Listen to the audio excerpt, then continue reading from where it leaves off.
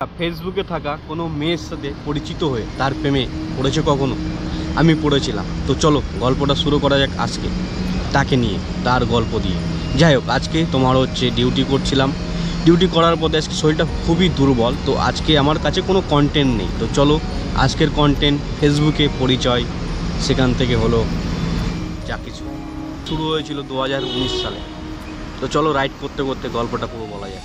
তো গাইস, গল্পের শুরুটা হয়, ঠিক আছে, আমার বন্ধু রাজুর সাথে তর্ক লড়ে হয়। আমি আর রাজু একসাথে বসে আছি, গল্প করছি, ঠিক আছে। আর আমি ছিলাম বহু বছর মেয়ে থেকে বহু দূরে। আমি দেখতাম লোকের ব্রেকআপ হচ্ছে, এই হচ্ছে সেই হচ্ছে, ঠিক আছে। তাই আর এই সব গল্পের মধ্যে ঢুকতে নিজেকে কখন দিইনি। সো সে কারণেই ছিলাম, যাই হোক, একটু চামার প্রকৃতিরও ছিলাম, ঠিক আছে। মানে খরচা বচ্চা করতাম না, দেবও না নেবও না, এই ক্যাটাগরির মানুষ ছিলাম। তারপরে রাউর সাথে চ্যালেঞ্জ হয়, মানে ও প্রেম করে, ঠিক আছে, কেটে যায়, প্রেম করে কেটে যায়, কিন্তু হার মানে না, ঠিক আছে। যে 2 মাস 3 মাস পর পর, ঠিক আছে, 3 মাস একটা হলো, কেটে গেল, আবার 2 মাস সিঙ্গেল, আবার একটা করে নিল, এরকম টাইপের। আমি ওই দিক থেকে টোটালি দূরে, দরকারই নেই আমার, ঠিক আছে। কিন্তু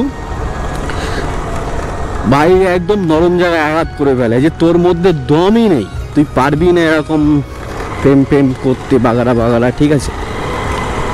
তো মনে মনে তখন জেদ নিলাম, ঠিক আছে, সবাই যখন এত করে খ্যাপাচ্ছে আমায়, তো রিস্ক আমাকেও নিতে হবে। তারপরে কি আর, কিন্তু বিষয়টা হচ্ছে একটা মেয়ের সাথে পরিচয় হবে কি করে, কারণ আমি করি সুইগি ডেলিভারি কাজ, আর আমার লাইনটা ভিন্ন, আমার লাইনে কোনো মেয়ে নেই, ঠিক আছে।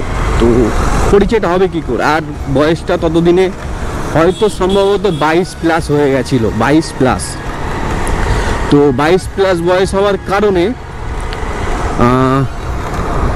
সেই সময় আর কোনো কলেজ বা এই ধরনের হয় না যে ঢোকো, প্রবেশ করো কোনো মেয়ে পড়ানোর চক্করে, সামনে গিয়ে দাঁড়াও, বা কোনো বন্ধু বান্ধবকে বলে রাখো, ওই রকম ধরনের, ওই লাইনটা আমার খুবই খারাপ লাগতো, ওরকম ধরনের বন্ধুদের বলা, ঠিক আছে। যাই হোক, ফেসবুক থেকে হঠাৎ করে ফেসবুক স্ক্রল ডাউন করতে থাকি, ঠিক আছে, আপ ডাউন করাতে থাকি। তো হঠাৎ করে ফেসবুকে ঘাঁটতে থাকি, তো হঠাৎ করে একটা মেয়ের ছবি আমার সামনে এসে ভাসতে থাকে। নাম সুপর্ণা সরকার। কি জানি কোথায় ছিল আমার মায়া, ঠিক আছে, মমতা বা এই সেই নিজের ব্যক্তিত্ব বোধ, জানি না, হুট করে না ফ্রেন্ড রিকোয়েস্টটা পাঠিয়ে দিলাম। ওর মধ্যে ওর যে ছবিটা দেওয়া ছিল, ওর মধ্যে একটা আলাদাই মায়া ছিল, কি জানি, আমি আর নিজে ধরে রাখতে পারলাম না, পাঠালাম ফ্রেন্ড রিকোয়েস্ট। 5 বছর ধরে নিজের ভিতরে যে ব্যক্তিত্বটা পুষে রেখেছিলাম, এক নিমেষেই ফেললাম হারিয়ে একটা নারীর কাছে। জানি না সেটা কিসের টান, বাট তো ফ্রেন্ড রিকোয়েস্টটা পাঠানোর পরে কম বেশি 1 সপ্তাহ পর সে ফ্রেন্ড রিকোয়েস্টটা অ্যাকসেপ্ট করে। অ্যাকসেপ্ট করার পরে মেসেঞ্জারে নক করলাম, হাই। সেখান থেকে 2 দিন পরে রিপ্লাই এলো, হ্যালো। কোথায় গেল ব্যক্তিত্ব বোধ, কোথায় হারিয়ে ফেললাম মান সম্মান বোধ, কোথায় কি, সবই একেবারে এক নিমেষে বিসর্জন হয়ে গেল সব। কি করে ফেললাম আমি এটা, সত্যি। এইভাবে একটা দুটো কথা বলি, তুমি কোথায় থাকো, কি করো, এই বেশ চলছিল। 2 দিন 3 দিন পর পর রিপ্লাই আসতো, ঠিক আছে। তারপরে এইভাবে বেশ চলছিল মাস 2-1। তারপরে আর নিজেকে কন্ট্রোল করতে পারলাম না। আমি যে উদ্দেশ্য নিয়ে এই লড়াইয়ে সামিল হয়েছি, সেই লড়াইটা শুরু করে দিলাম প্রপোজ। দেখলাম 2 দিন পরে রিপ্লাই আসে, এখানে সিনও করেনি। যাই হোক, আবার ডিলিট করে দিলাম মেসেজটা। আবার 3-4 দিন পরে আবার করলাম। তারপরে ওখান থেকে সিন করা হয়েছে, কিন্তু কোনো উত্তর আসেনি। তারপরে আর কি,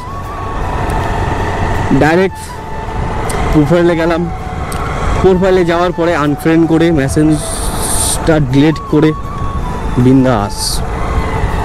দরকার নেই আমার ব্যক্তিত্ব হারিয়ে ফেলা। যাই হোক, এই গল্পের কিন্তু শেষ এখানে নয়।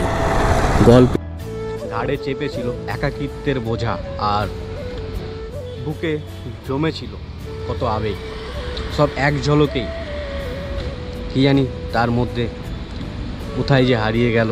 সত্যি বেশ শুরু আর শেষ অনেকটাই লম্বা প্রসেসিংটা, তোমরা খালি শুনতে থাকো।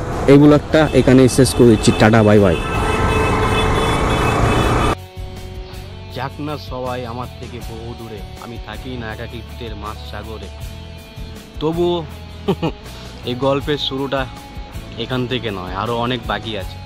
যাই হোক, এই ব্লগটা এখানে শেষ করে দিচ্ছি। শোনাবো আবার অন্য কোনো সময় নতুন করে। Tata, bye bye.